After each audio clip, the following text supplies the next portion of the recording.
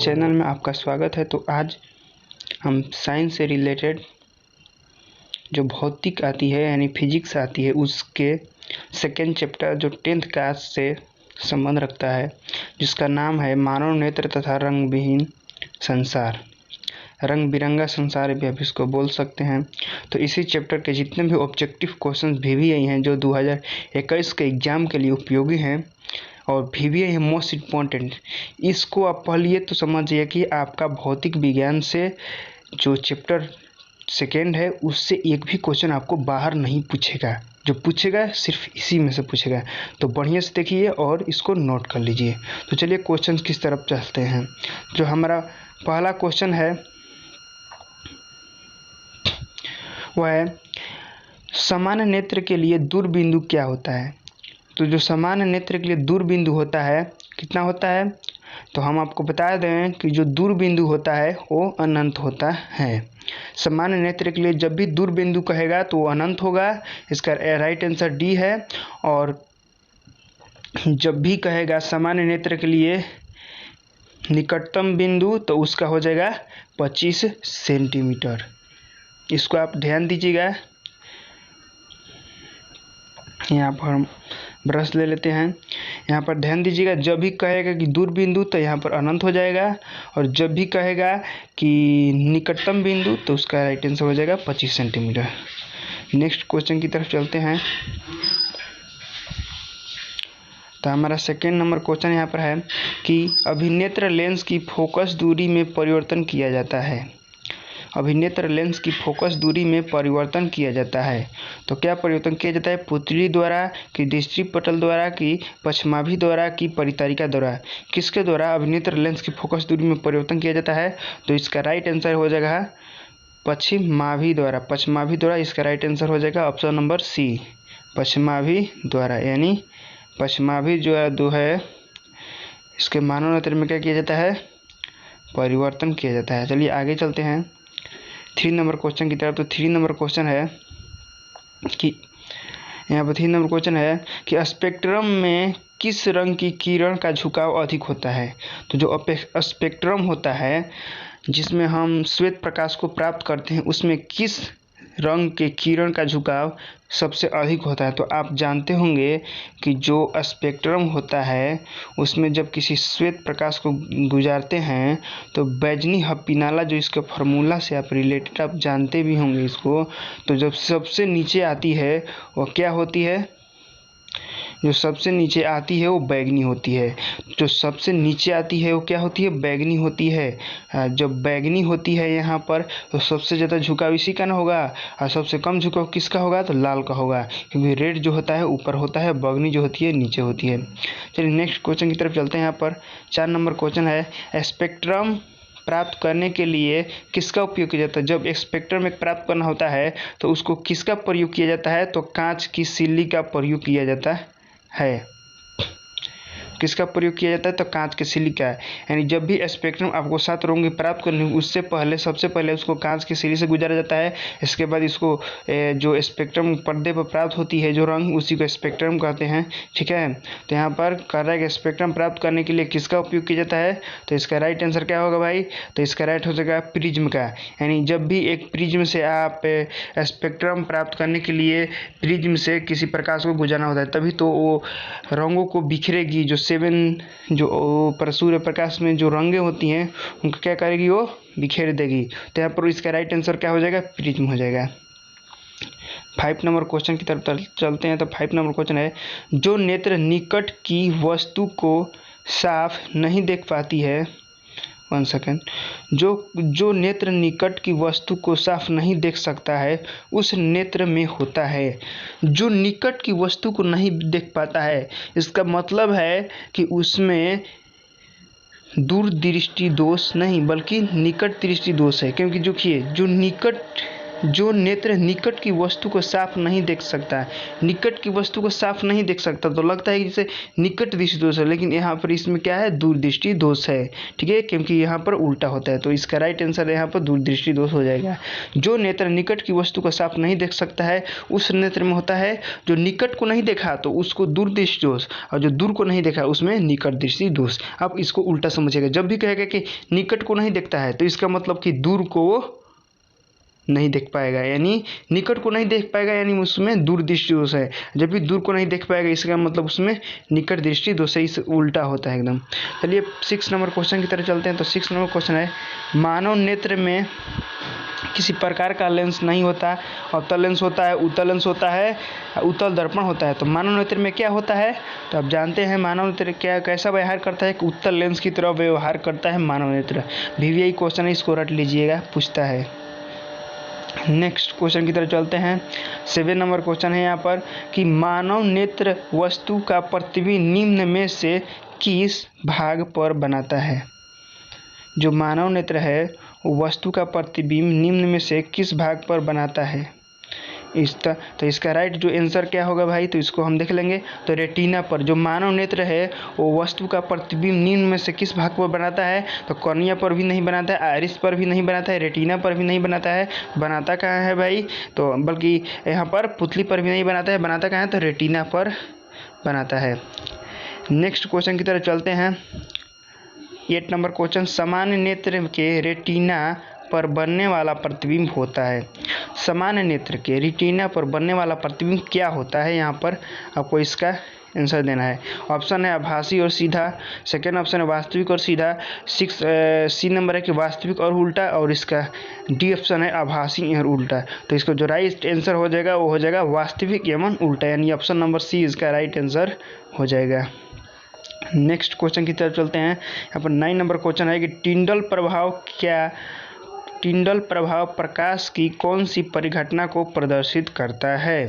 तो टिंडल प्रभाव आप जानते होंगे, तो प्रकाश के किस परिघटना को प्रदर्शित करता है, प्रकाश के प्रवर्तन को, कि प्रकाश के अपवर्तन को, कि प्रकाश की विक्षेपण को, कि प्रकाश का प्रकीर्णन को। तो जो इसका राइट आंसर है वो जाएगा प्रकाश के प्रकीर्णन को। जो टिंडल प्रभाव है प्रकाश के प्रकीर्णन से संबंधित है। नेक्स्ट क्वेश्चन की तरफ चलते हैं। यहाँ पर 10 नंबर क्वेश्चन है कि दूरदृष्टि दोष वाली आँख साफ साफ देख सकती है। दूरदृष्टि दोष जिसमें है तो क्या साफ साफ देख सकती है, यानी दूरदृष्टि दोष है, यानी निकट की वस्तु को, दूरदृष्टि दोष है तो दूर की वस्तु को साफ साफ देख सकती है। यहाँ पर उल्टा होता है तो दूरदृष्टि दोष कह रहा है, यानी इसमें जो क्या है निकट की, इसमें दूरदृष्टि दोष कह रहा है, तो यानी इसमें दूर की वस्तु है इसको क्या दिखाई देती है, मगर निकट की वस्तुएं नहीं दिखाई देती है। तो इसका राइट आंसर क्या हो जाएगा, एप्पल इसका राइट आंसर हो जाएगा, जैसे दूर की वस्तुओं को साफ साफ क्या करता है, देख सकता है। नेक्स्ट क्वेश्चन की तरफ चलते हैं। तो यहाँ पर 11 नंबर क्वेश्चन है कि निकट दृष्टि दोष वाला व्यक्ति देख सकता है। जो निकट, जिसमें निकट दृष्टि दोष हो, यानी जिसमें निकट दृष्टि दोष हो, किसको देख सकता है, निकट की वस्तुओं को देख सकता है। तो इसका क्या हो जाएगा, किसी चीज़ को ठीक से निकट की वस्तु को अच्छी तरह से देख सकता है, इसका राइट आंसर हो जाएगा। यहाँ पर आंसर भी देख लीजिए, निकट की वस्तु को अच्छी तरह से देख सकता है। नेक्स्ट क्वेश्चन है, आँख व्यवहार करती है। आँख किस प्रकार की व्यवहार करती है, तो वहाँ पर हम बताए हैं कि आँख जो है, यहाँ पर देख लीजिए इसका आंसर भी, तो आँख जो है उत्तल लेंस, यानी हम पहले भी बताए हैं कि जो हमारी आँख है वो किस प्रकार का व्यवहार करती है, तो यहाँ पर उत्तल लेंस की तरफ व्यवहार करती है हमारी आई। ठीक है, किस प्रकार व्यवहार करती है, तो उत्तल लेंस की तरफ व्यवहार करती है हमारी आँखें। नेक्स्ट क्वेश्चन यानी 30 नंबर क्वेश्चन की तरफ चलते हैं। 30 नंबर क्वेश्चन है कि सामान्य आँख के लिए स्पष्ट दर्शन की न्यूनतम दूरी, तो वहाँ पर हम आपको बता चुके हैं अधिकतम एवं न्यूनतम दूरी। तो न्यूनतम दूरी क्या हो जाएगी, 25 सेंटीमीटर। एक बात और ध्यान दीजिए, 25 सेंटीमीटर हो जाएगी, लेकिन कभी कभी क्या करता है कि 25 मीटर देता है। जैसे यहाँ पर 20 मीटर दिया है तो सिर्फ 25 मीटर देता है, अलग पहले देखकर मार देते हैं कि चलो आंसर हो गया, लेकिन नहीं, उसको आपको ध्यान देना है 25 सेंटीमीटर होता है। क्या होता है, सेंटीमीटर। और जब अधिकतम दूरी बोलेगा तो वो अनंत हो जाएगा, यानी अनडिफाइंड हो जाएगा। चलिए नेक्स्ट क्वेश्चन की तरफ चलते हैं। यहाँ पर आंसर भी शो कर लीजिए, 25 सेंटीमीटर। नेक्स्ट है 14 नंबर क्वेश्चन, किस दृष्टि दोष के निवारण के लिए अवतल लेंस का प्रयोग किया जाता है? तो समझिए अवतल लेंस का प्रयोग किया जाता है, यानी जो यहाँ पर एक ट्रिक समझिए कि जब भी बड़ा वाला कहेगा जैसे अवतल, तो इसमें 4 अक्षर हैं, अवतल अवतल, इसमें 4 अक्षर हैं, और हम जो बड़ा वाला है वो किसके साथ जाएगा? तो बड़ा वाला के साथ। यहाँ पर आंसर देख लीजिए, तो निकट दृष्टि दोष। यहाँ पर जान जाइए। अब ट्रिक हम आपको बताते हैं जो है, यहाँ देखिए ट्रिक इसका क्या है।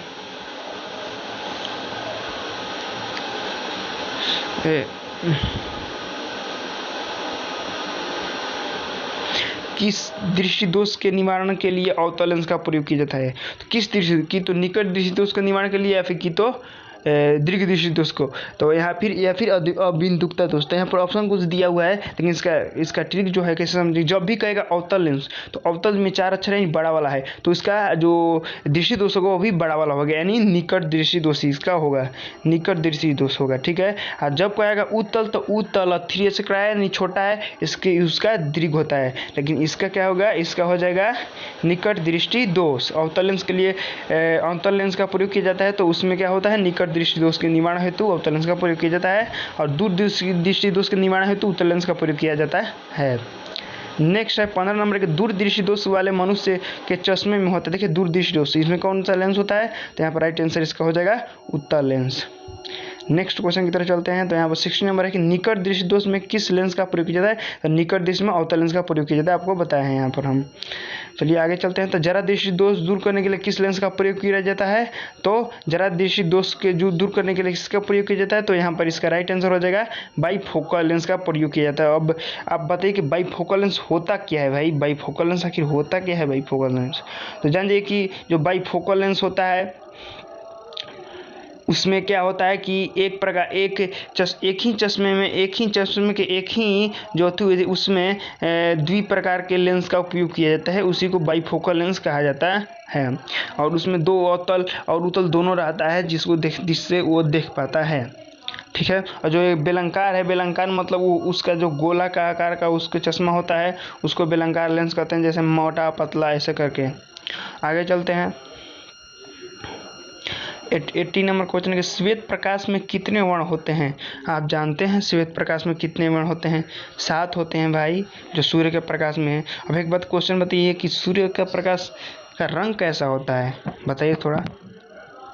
तो जो सूर्य के प्रकाश का रंग है वो वाइट होता है। देखने में तो लगेगा कि येलो है, लेकिन वो एक्चुअल में क्या होता है? वाइट होता है। चलिए देखते हैं आगे क्वेश्चन। तो 19 नंबर क्वेश्चन की, श्वेत प्रकाश की किरण, देखिए श्वेत प्रकाश वही श्वेत प्रकाश, सूर्य का प्रकाश किरण जब किसी प्रिज्म से होकर गुजरती है। देखिए प्रिज्म, जब भी हम सूर्य के प्रकाश को प्रिज्म से गुजारेंगे, तब जो वर्ण सबसे यहाँ पर कह रहा है कि अधिक विचलित होता है वो है, मतलब विचलित होता है, सबसे ज़्यादा दूर भागता है। तो क्या हो जाएगा? पहले ही बनाया बैगनी होगा, जो सबसे नीचे आता है। ठीक है। अब राइट इसका आंसर क्या हो जाएगा? बैगनी हो जाएगा। सबसे ज़्यादा विचलित होता है, जब भी हम प्रिज्म से उसको गुजारते हैं तो सबसे ज़्यादा विचलित हो जाएगा। नेक्स्ट क्वेश्चन की तरफ देखते हैं। 70 नंबर क्वेश्चन है कि श्वेत प्रकाश जब एक प्रिज्म से होकर गुजरता है, जब भी प्रिज्म से होकर गुजरता है, जो वर्ण सबसे कम विचलित होता है? तो लाल होता है सबसे कम विचलित। यहाँ पर इसका राइट आंसर रेड हो जाएगा। ठीक है। नेक्स्ट क्वेश्चन की तरफ 71 नंबर क्वेश्चन है कि प्रिज्म के भीतर से होकर गुजरने पर श्वेत प्रकाश के अपने विभिन्न घटकों में विभाजन को क्या कहते हैं? तो उसका वर्ण विक्षेपण कहते हैं। ठीक है। इसका राइट आंसर वर्ण विक्षेपण हो जाएगा। 72 नंबर के, प्रकाश के किस वर्ण के लिए तरंगदैर्घ्य अधिकतम होता है? तरंगदैर्घ्य की जब बात करेंगे हम, तो लाल के लिए क्या हो जाएगा? अधिक हो जाएगा, यानी जो सबसे ऊपर होता है उसका तरंगदैर्घ्य सबसे अधिक होता है, और जो सबसे नीचे होता है उसका तरंगदैर्घ्य सबसे कम होता है। 73 नंबर क्वेश्चन की, प्रिज्म से निकलने के बाद श्वेत किरणें क्यों 7 रंगों में विभक्त हो जाती है? आखिर किसका कारण क्या है? तो इसका कारण क्या है भाई?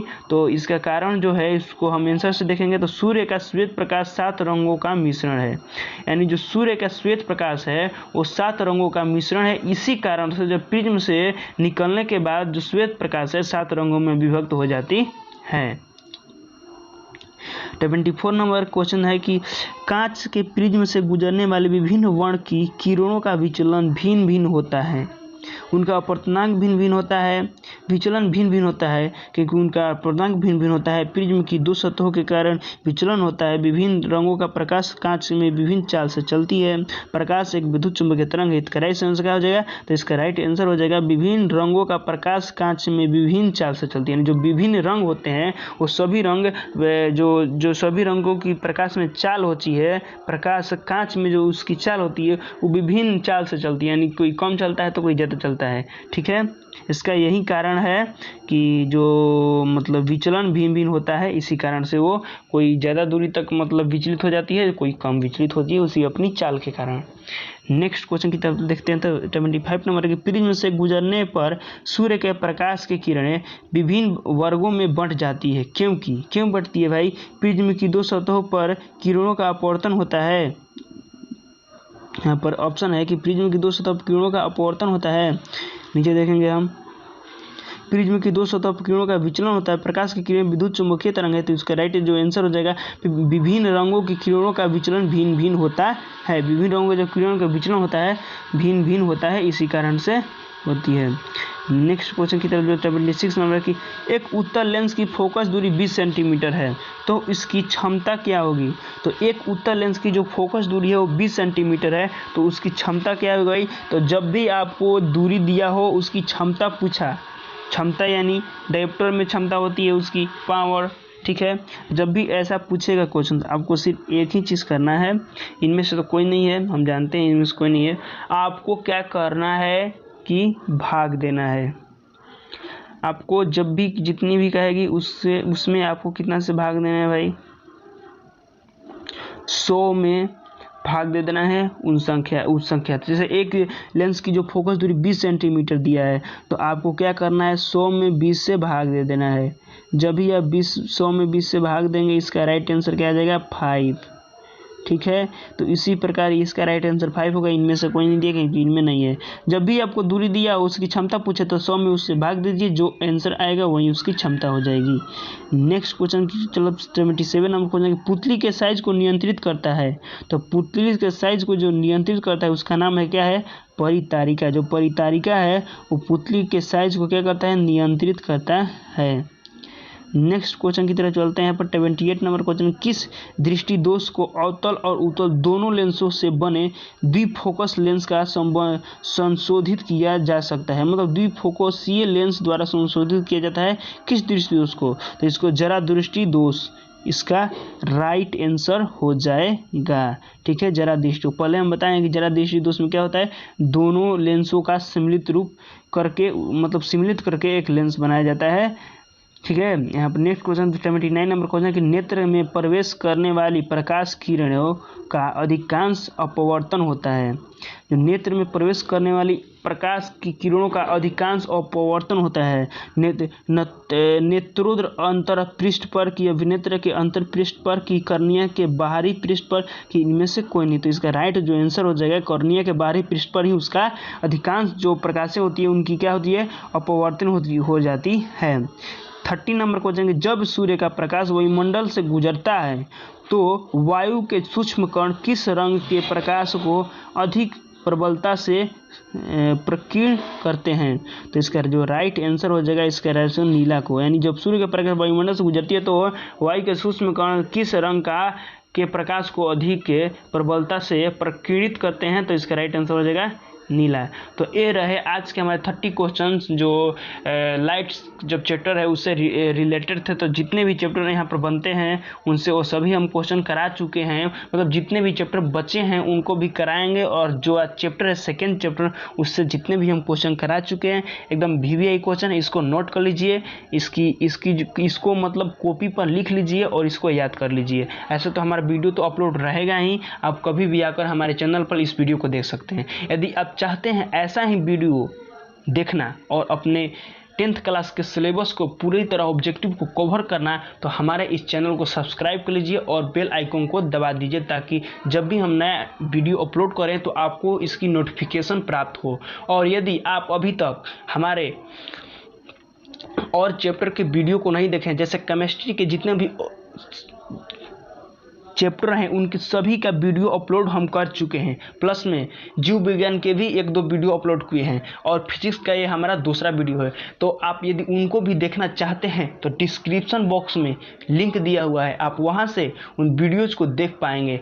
हमारी प्लेलिस्ट है इन सभी वीडियो का, उसमें जाकर के आप सभी वीडियो को बारी बारी से देख पाएंगे। और एक बात और, ऊपर आई बटन है जिसमें भी हमारे और जैसे रिलेटेड, जैसे हम और भी कुछ इन्फॉर्मेशन आपको देते हैं, जैसे कि किसी चीज़ के बारे में, किसी स्टैचू के बारे में, वायरस के बारे में, इन पर भी हम कुछ न्यूज़ या फिर कुछ इन्फॉर्मेशन आपको देते हैं। वो सभी आप देखना चाहेंगे तो हमारे आई बटन में वीडियो है, उसको आप भी देख सकते हैं। तो आज के लिए इतना ही, अगले वीडियो में फिर हम मिलेंगे। धन्यवाद।